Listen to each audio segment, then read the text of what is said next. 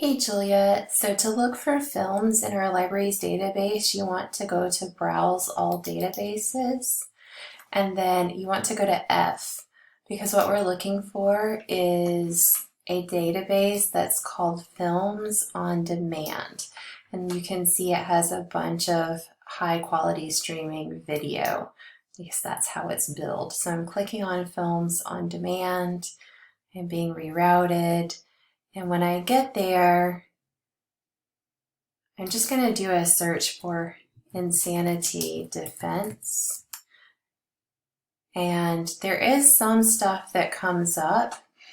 So one thing that this database does is it gives you like segments from a feature. So like this is 3 minutes and 10 seconds.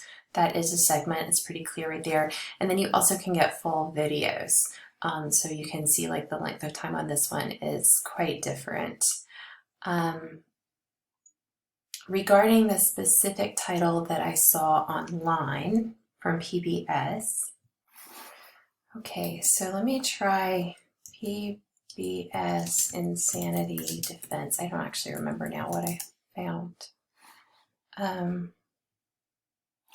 This one, A Crime of Insanity. So let's go here, and then let's see what happens if I put in as a title A Crime of Insanity.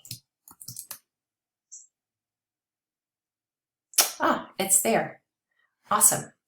And this was a PBS production that came out through UNCTV, so you know it's credible.